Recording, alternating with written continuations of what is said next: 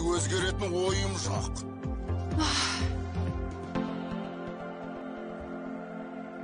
Ал мен сен үшін өзгердім, Шрек. Осы есіңде болсын. Жарайсың, қатырдың, Шрек.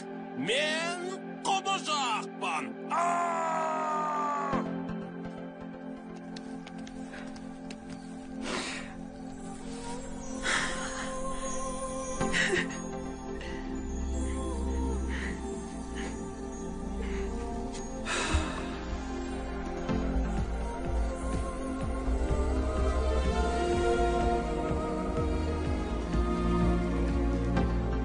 Осылай болатынын білем едім. Әлбетте бәрін бастаған өз. Сен де айтпақсың, Лилиан. Негізінде ол құбыжық. Мен емес. Менің ойымша, Карл, сен тым артық кеттің. Қалай дегенмен ол Фионаның таңдауы. Ендіған ханзадан таңдау керек. Сонда қарсы болмай, батамды мына бәлеге беруім керек пе? Фиона солай ойлайды. Бұлай қырсығатын болсаң, Фиона сені ешқашан кешірмейді. Тағы да қызымнан айырылар жайым жоқ, Карл. О, махаббатты алдын ала болжауға болатындай айттың ғой. Есіңе түсірші, жас кезімізде біз қандай болып едік? Лала гүлдер өскен тоған жағасында қыдырушы едік. Әдемі болып гүлдеп тұрады. Алғаш рет сүйіскенбіз. Бірақ ол мүлде басқа жағдай. Менің білуімше, қазамыздың құбыжыққа тұрмысқа шыққанына тіпті қынжылмайтын сияқты. Қара аспанды төндіргенді қойшы. Жай барақат, тіпті ештеңе болмаған сияқты. Жақсы, бәрі жақсы. Бәрі керемет, тамаша. Бұдан асқан сұмдық жоқ шығар. Сәлем, Карл. Не болды? Ештеңе болған жоқ, қымбаттым. Аң аулауға барғанда алған ескі жарақатын ұстап тұр. Біраз таза ауашыда тұрайын. Арбағанмын. Сөйлесуіміз керек. Шынымды айтсам, Пері ханым, ұйықтайын деп жатқанмын. Жаңа ғана дәрімді ішіп едім. Ұйқы қысып тұрғаны. Сондықтан тезет сөйлескеніміз жөн деп ойлаймын. Не? О, сәлем. Сонымен не жаңалық? Менің ұлым есіңде ме? Чарминг ханзада. Чарминг? О, бұл сен бе? Шіркін, көрмегелі қай заман? Қалай қашан келдің? О, шамамен 5 минут болды. Өңменен өтетін ызғарлы желге аптап шөлдің азабына шыдап, қамалдың ұшар басына көтерілді. Тыныш, сабыр. Апаң бәрін өзі реттейді, ұлым. Ұлым, үскірік суыққа, аптап шөлге қарамай сапарға аттанды. Қарғыс атқан қамалдың ұшар басына көтерілді. Бірақ... Ал барғанда не тапты? Кемпірдің киімін киген қасқыр, қаншаның төсегінде шал жиып жатып, менің кінәм жоқ. қанша күйеуге тиіп кетті депті. Дұрыс таптыңдаршы, менің қандай кінәм бар? Көлікті тоқтат! Гарольд, мен жамандық істеуге итермелемегенің жөн болар. Біз қайдамыз?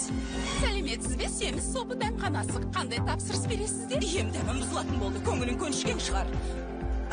Жарайды, қайта өрлеу шелпегінің екі орамас, ащы тұзы қоспаңыз. Маған орта ғасырлық тағам. Орта ғасырлық тағам. Гарольд, қуырылғандар топ па? Жоқ, қамыр қосылған тағамдар ше.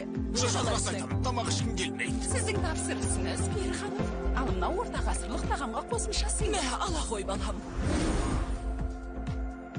Екі ора келісім жасағанбыз, Гарольд. Келісімдегі шарттарды орындаудан бас тарт демейтін шығарсың. Әрине жоқ. Яғни Фиона мен Чарминг бірге болады ғой. Шын сөзім, Гарольд. Осы шешімің жөн болады. Қызың үшін ғана емес. Патшалығың үшін де тиімді болмақ. Ал мен сонда не істеуім керек? Жақсылап ойланып көр.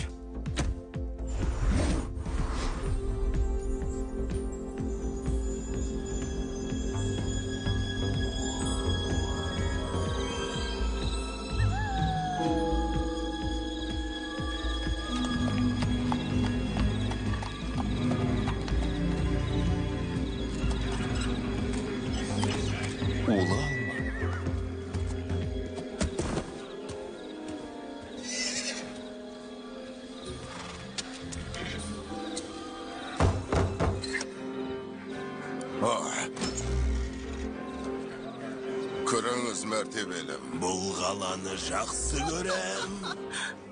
Бір тамшы тамып кеткендей. Ешкім де білмей.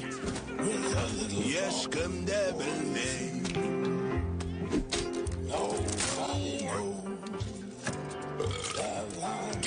кешірім өтінем. Сені танитын сияқты. Жоқ, мені басқа біреумен шатастырып тұрсың. Кешіріңіз. Сонсыз апаймен жолғайын деп едім. Осында екенсіз ғой. Жақсы. Білесіз бе, маған бір шаруаны тындыру керек еді. Ол адамның есімі кім? Ол адам емес. Нақтырақ айтсам, құбыжық дәу. Достым, еш бүкпесіз ашығын айтайын. Мұндай шаруаны тындыратын біреу бар. Алайда турасын айтсам, ол бостан-босқа мазалағанда аса ұнатпайды. Оны қайдан табуға болады?